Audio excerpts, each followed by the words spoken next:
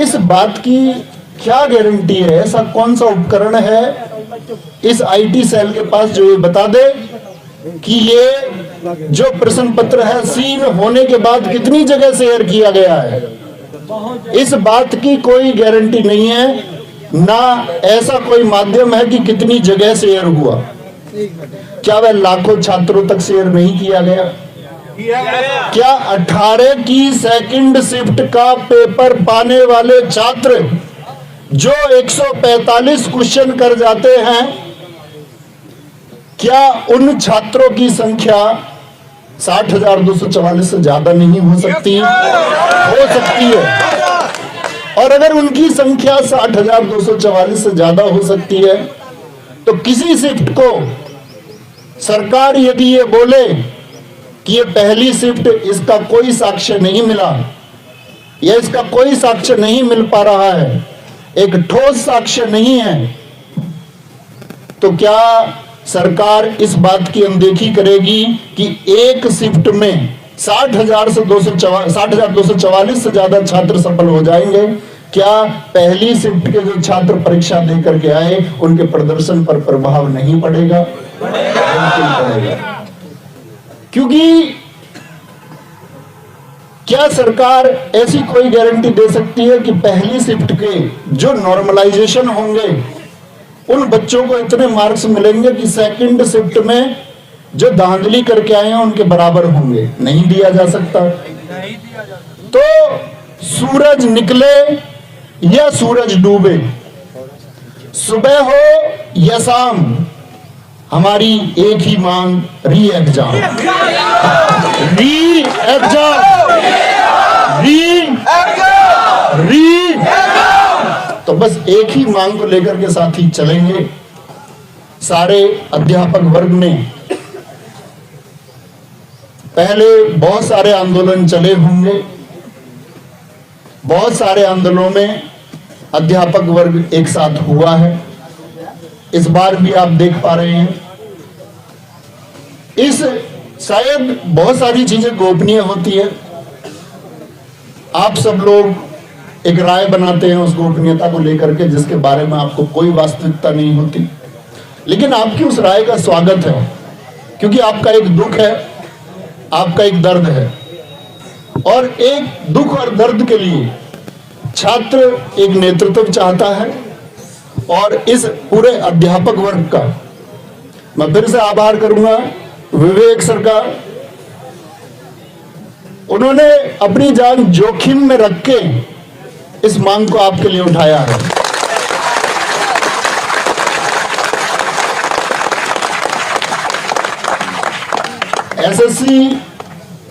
SSC Gurukul के गुरुजी सुबंशु गुरुजी ने इसको ग्राउंड तल पर चलाया है। मारूफ सर सुपर क्लाइमैक्स एकेडमी इसके लिए जितने छात्रों को जोड़ने का प्रयास कर रहे हैं, उनकी मेहनत आज आप रंग देखेंगे कि उनकी मेहनत से यहाँ कितने छात्र जुड़ते हैं। टारगेट विद आलोक। और अगर मैं बात करूं, ऐसे ना जाने कितने अध्यापक होंगे, क्योंकि ऑनलाइन कोचिंग में पढ़ा देते हैं, एक संख्या आ जाती है, बच्चों के अंदर एक विश्वास, लोग जानते होंगे और गवर्नमेंट को, मीडिया को भी जानने का प्रयास करना चाहिए कि यूपी कांस्टेबल के अभ्यर्थी तो छोड़िए, ये पेपर मिठाई की तरह उन सबके पास भी पहुंचा है जिन्होंने यूपी पुलिस के लिए अप्लाई तक नहीं किया। मानते हैं इस बात को? ये पेपर हम पढ़ाने वाले अध्यापकों तक भी पहुंचा है और गांव देहात के एक अनपढ़ व्यक्ति तक भी ये पेपर पहुंचा है जिसका पेपर से कोई वास्ता नहीं है। तो ये मांग साथी या किसी भी प्रकार का लॉलीपॉप या किसी भी प्रकार का बहाना मेरे द्वारा, अन्य किसी के द्वारा, या कोई एक झूठा आश्वासन आपको बीच में, आपके इस संघर्ष के रास्ते के बीच में यदि दिया जाता है तो आप क्या उस लॉलीपॉप को स्वीकार करेंगे? हमको इसके लिए मांग तब तक बरकरार रखनी है जब तक एक ऑफिशियल स्टेटमेंट आपका भर्ती बोर्ड की साइट पर या गवर्नमेंट के द्वारा या किसी जो पीठासीन व्यक्ति है उनके द्वारा कोई स्टेटमेंट आए और एक आश्वासन दिया जाए कि हाँ, ये मानना पड़ेगा कि भर्ती में धांधली हुई है, और धांधली नहीं, ये अत्याचार हुआ है। एक छात्र जिसके सपने हैं, हर अध्यापक वर्ग जिसके सपने हैं, किसी भी अध्यापक का भविष्य भी, और मैं उन सारे साथियों से भी आह्वान करूंगा जो यहां मौजूद नहीं है, साथी अध्यापक, हम सबका भविष्य इन बच्चों के भविष्य से सीधा प्रत्यक्ष रूप से जुड़ा होता है। बच्चे जितना ज्यादा कामयाब होंगे, अध्यापक उतना ज्यादा कामयाब होगा। बच्चे कामयाब नहीं होंगे, अध्यापक कामयाब नहीं होंगे। तो आप सब प्लीज इन बच्चों के जो आंसू हैं, जो इनका दर्द है, जो सपने इन्होंने देखे, कोई धनाढ्य व्यक्ति यूपी पुलिस कांस्टेबल में भर्ती होने का सपना नहीं देख सकता। सरकार जानती है, हर एक शिक्षित वर्ग का व्यक्ति जानता है कि यह सपना निम्न वर्ग के छात्रों और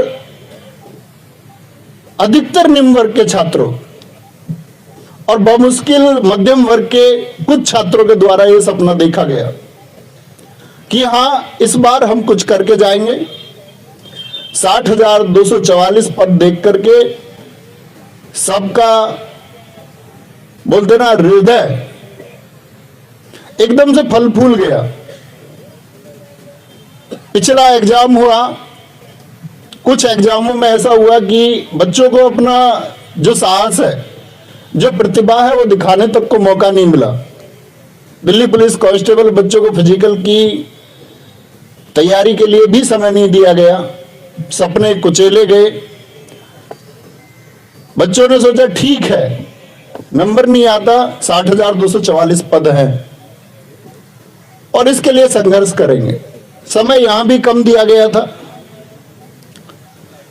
परीक्षा के मानकों पर प्रश्न चिन्ह था कि किस तरह से इतने सारे सेंटर बना दिए गए, क्यों गांव-गांव सेंटर बना दिया गया।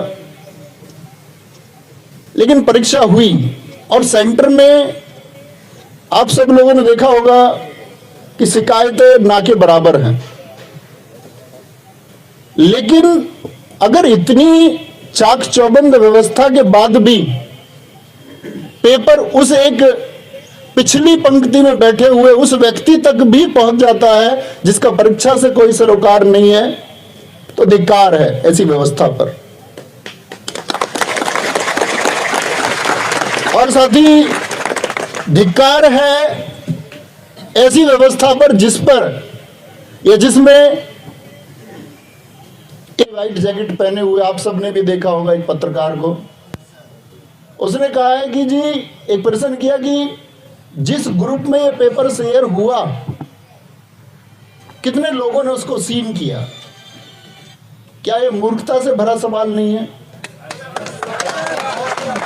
क्या ये मूर्ख बीच में लगभग 2 से 3 फीट का एक रास्ता छोड़ दीजिए। अरे भाई, आप सब लोगों से हाथ जोड़कर रिक्वेस्ट है, बीच वाली पंक्ति छोड़ देंगे और सब लोग एक दूसरे के सिर से सिर मिला के बैठेंगे। देखो भाई, ऐसा नहीं है कि आप लोगों को आज ही बैठना है, ऐसा नहीं हो सकता कि आपको तो आपकी कोई प्रेजेंस जाएगी, उसका कोई अर्थ नहीं है। क्योंकि सब लोगों की एक ही डिमांड है कि परीक्षा फिर से होनी चाहिए। और परीक्षा फिर से क्यों होनी चाहिए? परीक्षा फिर सभी साथियों से हाथ जोड़ के निवेदन है, प्लीज बैठ जाए।